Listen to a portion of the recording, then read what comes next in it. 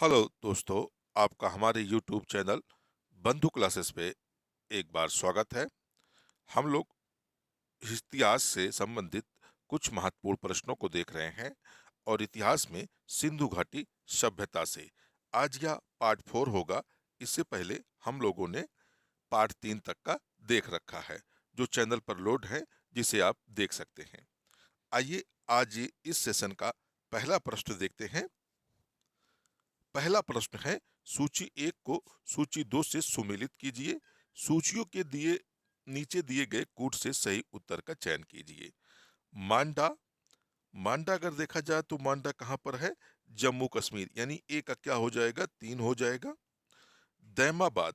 दैमाबाद हमें कहाँ मिलता है? दैमाबाद महाराष्ट्र में मिलता है, यानी बी का 4 हो जाएगा।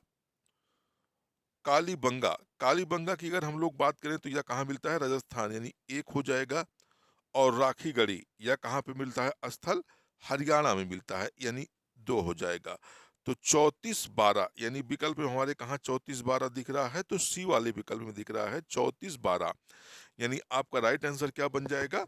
सी वाला आपका राइट आंसर आंसर बन जाएगा। आइए अगला प्रश्न देखते हैं। अगला प्रश्न है, सूची एक को सूची दो से सुमेलित कीजिए और सूचियों के दिए गए नीचे दिए गए कूट से सही उत्तर का चयन कीजिए। अब एक तरफ से इस सूची में दिया गया है कि हड़प्पा स्थल दिया गया है और दूसरी तरफ उसके खोजकर्ता दिए गए हैं। जैसे हड़प्पा की बात किया जाए तो हड़प्पा की खोज जो है दयाराम साहनी ने 1921 फिर 1923-24 में की थी, यानी ए का क्या आपका हो जाएगा? ए का 3 हो जाएगा। ए का 3 हो जाएगा। हस्तिनापुर एक स्थल है, हस्तिनापुर, जिसकी खोज बीबी लाल ने 1950-52 के आसपास की थी, तो यानी बी का क्या हो जाएगा? 4 हो जाएगा। तक्षशिला।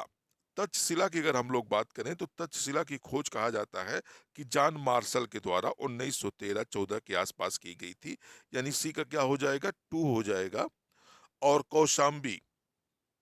कौशाम्बी की अगर बात करें तो एम जी मजूमदार ने 1936-37 की खोज की थी। कौशाम्बी एक स्थल है, तो आपका क्या हो जाएगा? ए हो जाएगा। अब इस तरह से देखा जाए 34-21, 34-21 हमें किस ऑप्शन में मिल रहा है? तो सी वाले में ये विकल्प मिल रहा है। आपका राइट आंसर क्या हो जाएगा? सी वाला आपका राइट आंसर हो जाएगा। अगला प्रश्न देखते हैं। सूचियों को सूची एक सूची दो से सुमेलित कर कर उनके नीचे दिए गए कोड से उत्तर चुनना है।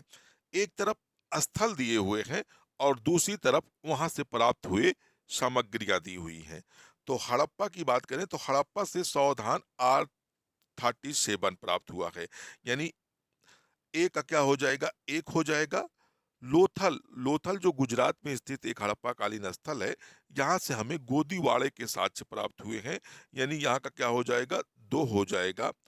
कालीबंगा। कालीबंगा की अगर बात किया जाए तो ये राजस्थान में स्थित है और यहाँ से हमें जुते हुए खेत के साक्ष्य प्राप्त हुए हैं, यानी क्या सी का 4 हो जाएगा। सी का 4 हो जाएगा। और मोहनजोदड़ो जो पाकिस्तान में स्थित है, यहाँ से हमें नर्तकी की मूर्ति प्राप्त हुई है, यानी डी का क्या हो जाएगा? 3 हो जाएगा। 1243 देखते हैं किसमें उत्तर है, तो डी वाले विकल्प में ये उत्तर है 1243। तो आपका राइट आंसर क्या हो जाएगा? डी वाला आपका राइट आंसर हो जाएगा। आइए अगला प्रश्न देखते हैं। अगला प्रश्न है, निम्नलिखित में से सिंधु सभ्यता से संबंधित कौन से केंद्र उत्तर प्रदेश में स्थित हैं? कालीबंगा, लोथल, आलमगीरपुर, हुलास। आपको बताना है कोड के माध्यम से। 1, 2, 3 और 4 सही हैं, 1 और 2 सही हैं, 2 और 3 सही हैं, 3 और 4 सही हैं। आपको ये बताना है कि कौन कौन से स्थल उत्तर प्रदेश में स्थित है। अगर हम लोग कालीबंगा की बात करें तो कालीबंगा काफी फेमस स्थल है और जो कहाँ पर स्थित है? राजस्थान में स्थित है। कहाँ पर स्थित है? राजस्थान में स्थित है। इसी तरह से लोथल की बात करें तो लोथल कहाँ पर स्थित है? गुजरात में स्थित है। कहाँ पर स्थित है? तो गुजरात में लोथल स्थित है। आलमगीरपुर की बात करें तो यह मेरठ में स्थित है, यानी मेरठ, मेरठ मतलब उत्तर प्रदेश, यूपी में स्थित है। और हुलास की बात करें तो यह सहारनपुर में स्थित है। कहाँ पर स्थित है? सहारनपुर में स्थित है। सहारनपुर मतलब उत्तर प्रदेश में स्थित है। तो आपको ये दिख रहा है कि 3 और 4 जो स्थल हैं या उत्तर प्रदेश में स्थित है। तो आपका राइट आंसर क्या बन जाएगा? डी वाला बन जाएगा, 3 और 4 बन जाएगा। आइए अगला प्रश्न देखते हैं।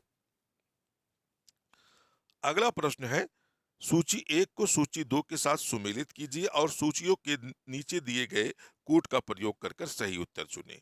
धौलावीरा की अगर हम लोग बात करें तो धौलावीरा कहाँ स्थित है? सौराष्ट्र यानी गुजरात में स्थित है। तो एक का क्या हो जाएगा? ए हो जाएगा। राखीगढ़ी, राखीगढ़ी की अगर हम लोग बात करें तो राखीगढ़ी कहाँ स्थित है? हरियाणा में स्थित है। तो बी का क्या हो जाएगा? 4 हो जाएगा। और भीरडाना, भीरडाना की अगर हम लोग बात करते हैं तो भीरडाना जो है, इसमें सॉरी दोस्तों, जो भीड़दाना जो है ये आपका कहां पर स्थित हो जाएगा? हरियाणा में स्थित हो जाएगा, हिसार। ये हिसार जो है, भीड़डाना जो है हिसार यानी 2 में स्थित हो जाएगा। और भोगवा जो है, भोगवा जो है कदीर टापू यानी द्वीप पर स्थित है। इसमें क्या हो जाएगा? 3 हो जाएगा। 14-23 किसमें मिलता है? आपका ए वाले विकल्प में 14-23 मिलता है। आइए अगला प्रश्न देखते हैं। अगला प्रश्न है, निम्नलिखित को सही सुमेलित करें। लोथल, जूता हुआ खेत। तो लोथल से हमें क्या मिला है? गोदीवाड़ा मिला है, यानी ए का 2 हो जाएगा। कालीबंगा, कालीबंगा से हमें क्या मिला है? जूते हुए खेत के साक्ष्य मिले हैं। धौलावीरा, हड़प्पा लिपि के सबसे बड़े आकार चिन्हों वाला शिलालेख मिला है, यानी आपका सी का 4 हो जाएगा। बनावली, पक्की मिट्टी की बनी हुई हल्की आकृति मिली है। तो आपका डी का क्या हो जाएगा? 3 हो जाएगा। यानी 21-43 इसमें हमें किस विकल्प में मिल रहा है? 21-43 तो बी वाले विकल्प में मिल रहा है, यानी आपका राइट आंसर क्या हो जाएगा? बी वाला आपका राइट आंसर हो जाएगा। आइए अगला प्रश्न देखते हैं। अगला प्रश्न है, सूची 1 को सूची 2 से सुमेलित करें और सही उत्तर का चयन करें। लोथल की अगर हम लोग बात करें तो लोथल कहाँ पर स्थित है? तो गुजरात में लोथल स्थित है। रोपड़ की अगर हम लोग बात करें तो रोपड़ कहाँ स्थित है? पंजाब में स्थित है। बनावली की बात करें तो बनावली आपको कहाँ मिल जाएगी? हरियाणा में मिल जाएगी। और कालीबंगा की बात करें तो कालीबंगा कहाँ मिल जाएगा? राजस्थान में मिल जाएगा।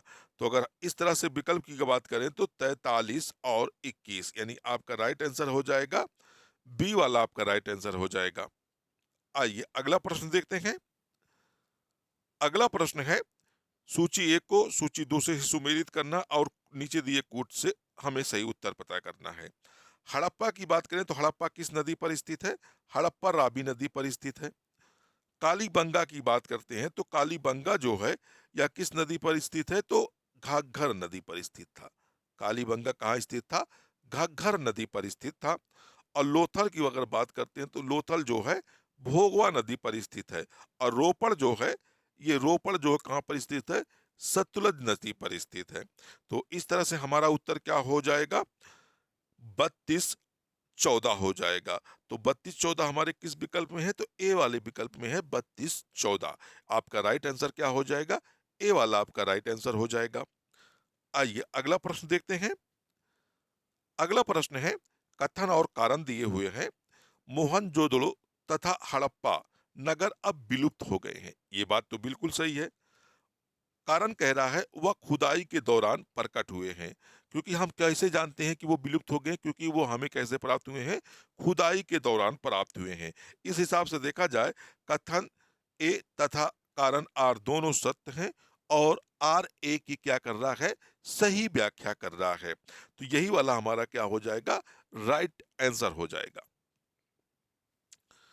अगला प्रश्न देख लेते हैं। अगला प्रश्न है, सिंधु घाटी सभ्यता गैर आर्य थी क्योंकि वह नगरी सभ्यता थी, उसकी अपनी लिपि थी, उसकी खेतिहार अर्थव्यवस्था थी, या उसका विस्तार नर्मदा घाटी तक था। यानी किस तरह से हम यह जानते हैं कि जो सिंधु घाटी सभ्यता थी वह गैर आर्य सभ्यता थी, यानी वह आर्य सभ्यता नहीं थी। क्योंकि हमें पता है जब हम वैदिक पीरियड पढ़ते हैं तो वैदिक पीरियड कैसी पीरियड है या वैदिक लोग कैसे पीरियड थे? वो ग्रामीण थे। कैसे थी? ग्रामीण सभ्यता थी। यानी वो गांवों में बसी थी। एग्रीकल्चर और गायों पर उनका क्या था, विशेष फोकस था। और सिंधु घाटी सभ्यता का जब हम विश्लेषण करते हैं, वह कैसी सभ्यता थी, वह एक नगरी सभ्यता थी। कैसी सभ्यता थी, वह एक नगरी सभ्यता थी। इसी कारण वो क्या थी, गैर आर्य सभ्यता कहलाती है, क्योंकि आर्य सभ्यता ग्रामीण सभ्यता थी और सिंधु घाटी सभ्यता जो थी वह नगरी सभ्यता थी। तो आपका राइट आंसर क्या बन जाएगा, वह नगरी सभ्यता थी। आइए अगला प्रश्न देखते हैं। अगला प्रश्न है, निम्नलिखित में से कौन सी सभ्यता अपने नगर नियोजन के लिए प्रसिद्ध है? सिंधु घाटी सभ्यता, मेसोपोटामियाई सभ्यता, फारस सभ्यता या मिस्र की सभ्यता?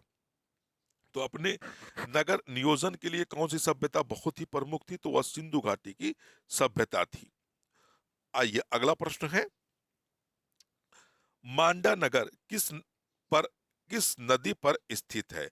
तो मांडा की अगर हम बात करें तो मांडा नगर जो है यह कहाँ पर स्थित है, चिनाव नदी पर स्थित है। अगर आपसे इस समय केंद्र शासित प्रदेश पूछ ले तो यह जेके यानी जम्मू और कश्मीर में यह मांडा स्थित है। इसकी एक विशेषता है, यह सिंधु घाटी का यानी सिंधु सभ्यता का सिंधु सभ्यता का सबसे उत्तरी स्थल था। क्या था, सबसे उत्तरी स्थल था। आइए अगला प्रश्न देखते हैं। अगला प्रश्न है, सिंधु घाटी सभ्यता के शहरों की गलियां कैसी थीं? चौड़ी एवं सीधी, तंग और मैली, फिसलन वाली, तंग और टेढ़ी? तो हम जानते हैं कि सिंधु घाटी जो सभ्यता थी, उन्होंने खास तौर पर सड़कों और नालियों पर क्या किया था, विशेष ध्यान दिया था। उनकी सड़कें एक दूसरे को कैसे काटती थी, समकोण पर। जैसे मान लीजिए एक सड़क ऐसे निकली हुई है तो एक सड़क ऐसे निकली गई है, यानी वो एक दूसरे को कैसे काटती थी, समकोण पर काटती थी। और इनकी सड़कें हमेशा क्या होती थी, चौड़ी होती थी और सीधी हुआ करती थी। तो आपका राइट आंसर क्या बन जाएगा, चौड़ी और सीधी हुआ करती थी। आइए अगला प्रश्न देखते हैं।